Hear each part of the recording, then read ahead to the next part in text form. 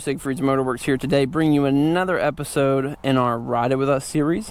Today we're going to be taking a 2001 Honda Helix 250 that we have in stock out and showing you guys exactly why we call the Honda Helix the greatest 250cc scooter that has ever been made. A couple things on this one. This is a 2001. It does have just over 30,000 miles on it.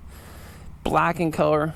It's in good condition. The plastics aren't all beat up and cracked and broken and everything else, which is a rarity. Typically with Honda scooters as well, you will see a lot of discoloration in the black. Nothing like that on this one. Just getting out of the box that we do really like about the Helix line. They have a ton of storage, particularly in the trunk area here. For sale signs back there, excuse my clutter. But super large under seat store or behind the seat storage area on this one. Kick and center stand. On the Helix, they are a little bit different than your normal scooter to start. Typically on a scooter you pull your front brake or your rear brake and do it. On the Helix your brake is on the floor, so you're going to go ahead and bottom your brake out. Start it right up. So just give it a second here to warm up. We'll go over some controls. High beam, low beam, just like everything else. Turn signals on your front here. Cancellation, and the horn. They do have an e-brake. You bottom the front brake. Lock it like that. It does keep the pedal down. Push on the pedal. Push that in. Your brake returns out. Makes it nice for if you're parking it on that jiffy stand as opposed to the center stand. They do have a glove box here as well. I already have it started, otherwise I'd show you that as well. But anyways, let's go ahead and get started with the ride.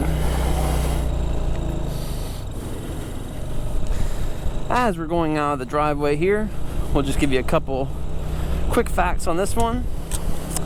The Honda Helix makes 19 horsepower, 16 foot-pound of torque, has a 3.2 gallon gas tank, seat height of 26.2 inches, and with full fluids and a tank of fuel, this thing will weigh just under 400 pounds.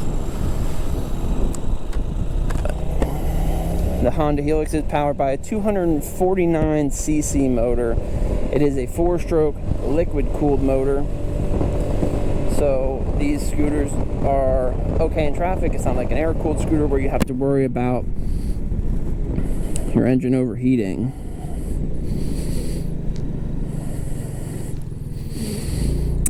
On the gauge cluster, a couple of nice things about this. Just crack my visor here real quick. On the gauge cluster, super futuristic gauge cluster, you do have individual turn signal indicators, so you do know if your right or your left is on. You have a high beam indicator as well as a side stand indicator. Again, this one does have just under 32,000 miles on it. Mileage wise, I know a lot of people are thinking 32,000 miles on a scooter, that seems like an awful lot. When it comes to the Helix line, we have two Helixes that we service. I'm getting a lot of wind buffeting here, sorry about that. As far as the Helix line goes, we have two Helixes that we service for our customers that are higher mileage. One of them has just over 65,000 miles on it the last time we saw it, and a second one that we have has just under 90,000 miles on it. Both of those scooters, outside of consumables, belts, roller weights, sliders, and CVT components, tires, and brakes, we really don't they haven't been in for anything else. To both owners' knowledge, neither of those scooters has had the engines opened up. So these motors are bulletproof in our opinion. Long-lasting motor, good quality ride. Honestly, when you're comparing the Honda Helix to any other scooter in this size, you cannot go wrong buying a Helix. The Helix was originally brought out in the early 80s, and they ran that line until 2002. They then ceased production to humongous outrage from Helix lovers around the world.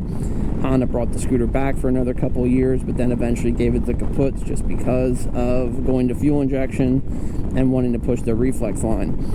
As far as aesthetics go, the Reflex is, or no, I'm sorry, as far as aesthetics go, the Helix is an acquired taste. When you're comparing the Honda Helix to its other models that replaced it, the Reflex and the Forza, in my opinion, for what you're going to pay for a Helix versus what you're going to pay for a Reflex or a Forza, the Helix is the way to go. You can buy 2 Honda Helixes for the cost of 1 Forza, and you can buy a Helix and a half for a Reflex.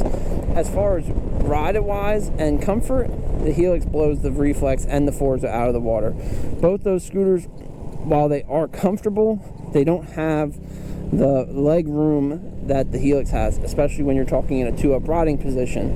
The Helix has a built-in backrest on it. The Helix has a super comfortable seat. Around the shop, anytime we have a Helix in, we refer to it as the couch, because this thing is literally like sitting on a couch to go down the road. You can stretch out, you can lay back, you can get your feet all the way up here if you want, down here underneath you. This floorboard gives you every option in the world as far as getting your feet where you want them. As far as the ride, these things are super nimble. I mean, I would have no problem. I've already taken this thing up mountain roads. Not this one specifically, but a Helix that we had before. I've already taken it on mountain roads. I've ridden it on back roads, and they're like riding on rails. They stick to the road. This one does have new tires on it, so that is a benefit that is also going to help it handle a little bit better. But again, 250cc motor, no slouch. You can take this, these are interstate legal, so you can run these down your general interstates because it does achieve a speed of 73 miles per hour. And if you haven't seen it yet, we did just ride a Honda Rebel 250 today. This Helix 250 will blow that Rebel out of the water. The Rebel, I did try to do a 0 to 60 back there as well, and I didn't hit 60.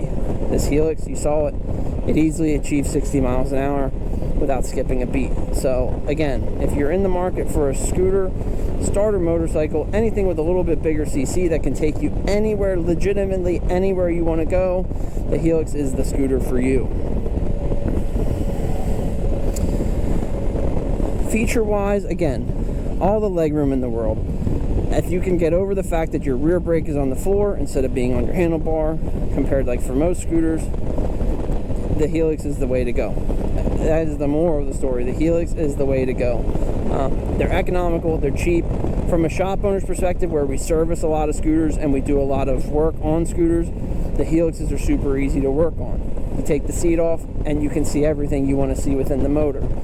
Your Reflexes and a lot of your newer, bigger CC scooters, it's almost as if they were built to be jet skis instead of scooters.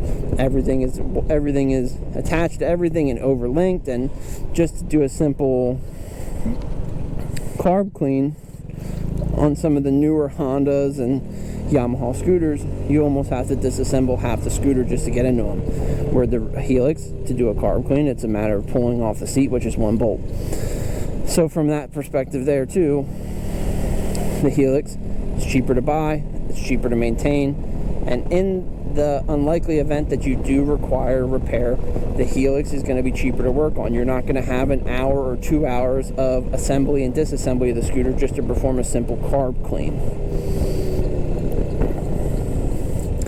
This one is for sale at www.smwx717.com. I think we have this one priced. I'm not sure. I'll put the actual price across the video here where it's at right now. We have this one priced under $1,500, which is an absolute steal. Again, don't be afraid of the miles. For 30,000 miles on these scooters, just 2 that we personally know, and on countless amounts of research that we've done on these scooters over the years, 30,000 miles is nothing to be scared of when it comes to a Honda Helix. One nice feature I'm going to show you before we shut this off is it does have a safety switch on the kickstand. So what that does is it prevents you from going down the road with that, catching on the road, and eventually tipping the bike over. One more thing I'm going to show you before we leave is that glove box. Also, your fuse locations are in there as well. At any rate, thank you so much for watching. If you made it this far, please like the video, subscribe to our channel, and we will catch you guys on the next Ride It With Us video with Motorworks. Thanks so much and have a great day.